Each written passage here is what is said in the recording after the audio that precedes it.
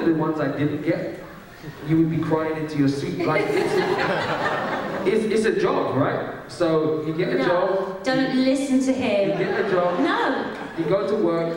But I enjoy it. I'm not saying like I clock in and I'm like, oh. Like, I enjoy it. It's the most amazing job. It's what I always wanted to do. But it is a job. Like Benedict, I don't know if you know this, but he eats, he sleeps, he goes to the bathroom. He's a completely normal dude. I've met him. He's not. I'm Super cool. I'm not really in awe of people like that, you know. I know him from around, I like him, and it was the greatest experience, but it's just like, it's like you go into work and I'm like, hey, what's it like working with Bob in your office? What's Bob like? Is he just like amazing? What's Bob like? It's like that. That'll be my favorite response. What's your question? Hello, again, thank you all for coming here to this convention. My question is for Camille and Noel. Do you see the possibility of a spin-off series for, or would you like to do it if that's possible, where you've got, Mickey and Martha doing their thing, and then Rose and Jackie and the Dr. Clone in parallel universe, and how would you like to do that, or would you see that as a possibility? Or if I can add to her question, maybe, or even go as far as exploring that with the Big Finish audios. That's good. I mean, it would be cool. I've pitched them a spin-off. That they ignored me though. Well, that's not totally true. Brian Fincham didn't ignore me, and we spoke about it, but that's as far as it went. But I have pitched a spin-off. I think it would be really exciting, wouldn't it? It'd be nice to get the old gang back together again.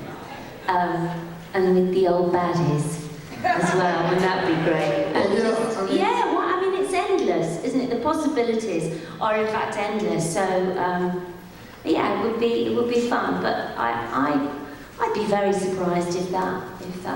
Well, Big Finish, they do a lot of the spin-offs. I mean, Annette, your character ended up as an egg, but eggs hatch. I know. Annette with a little Rasta hairdo, which I quite like.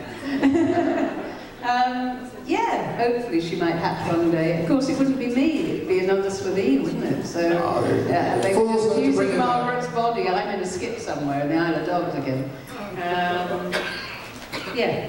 We can all come back, I think.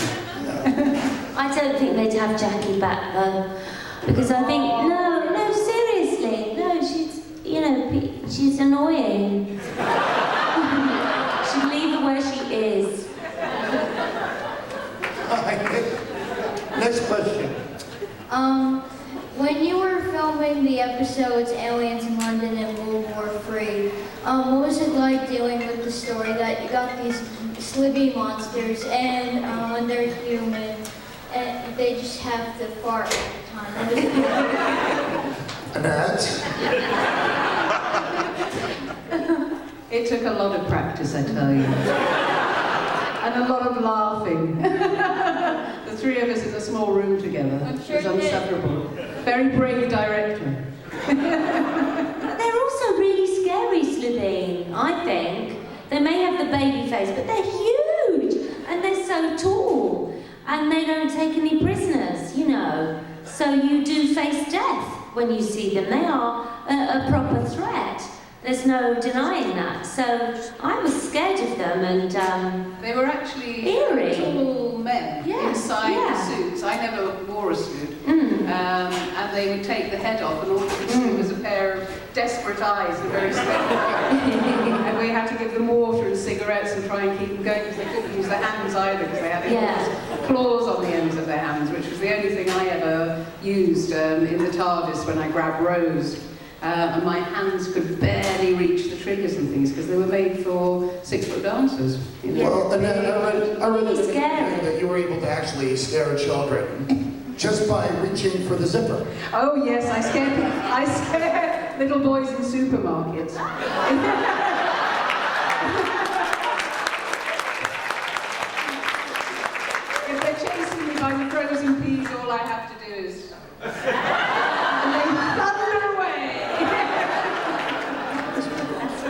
it's fairly... I was once pursued by an entire family, and it was the mother who was sort of insistent that I speak to her little boys. And I passed them. It was Mum and Dad and the two boys, and we'd gone up one aisle, and they kind of went, and got apoplectic, and I said, hello, and went on, pushed my trolley, got into the next aisle, and they got a bit brave and said, hello, hello.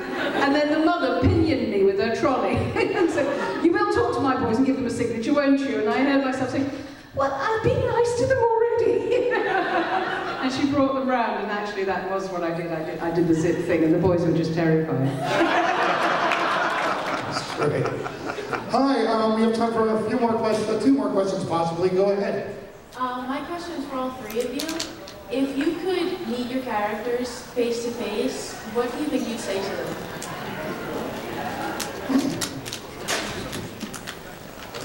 Looks like I'm going to think about that one. You go in it.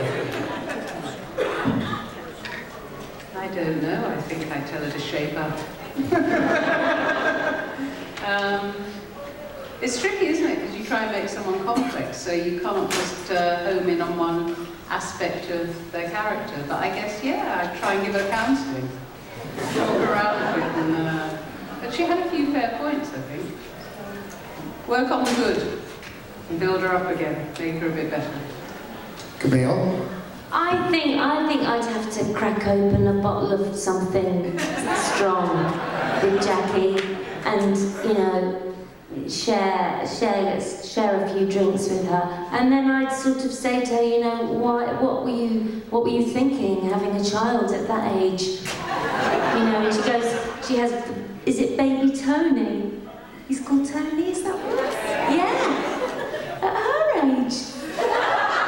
Jackie, outrageous. Yeah, so merriment.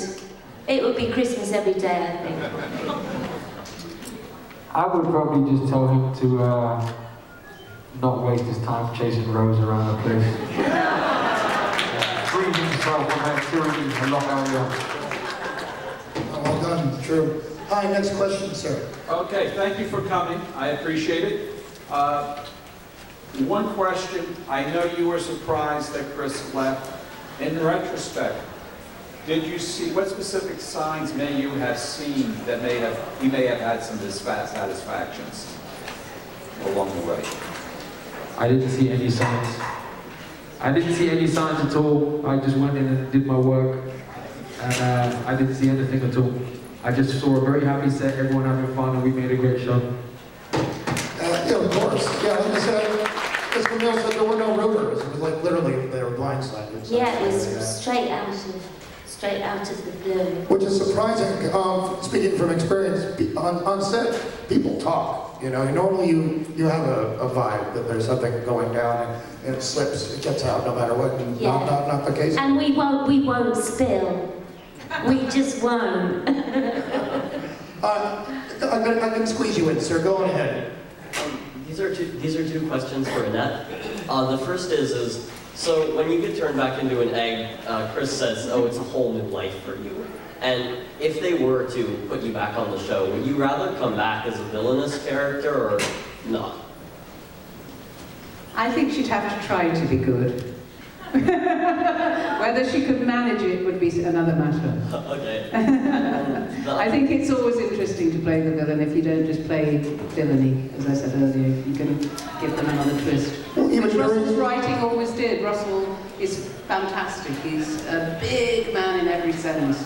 And he's got a lot of humanity. So whatever he writes, there will be a twist in there for you to kind of mine and find very rich material in there. It's when even during the dinner scene, as you're trying to convince him, you're also trying to kill him at every turn. Yes. That vaudevillian exchange. Yeah, he's just a bit too smart though, isn't he? Was there a second part of the question? Are we good? Yeah, and then also, do any of the other actors or anyone at home ever call you by your Slitheen name, which was what, Blonde Felt Watch Password is Slitheen, I think? You're just showing off. They call me blonde sometimes. Thank you. All right, guys, I'm sorry. That's all the time we have, so please give it up for Annette, Camille Coduri, and Noel Clarke. Yes? Get on up, these guys.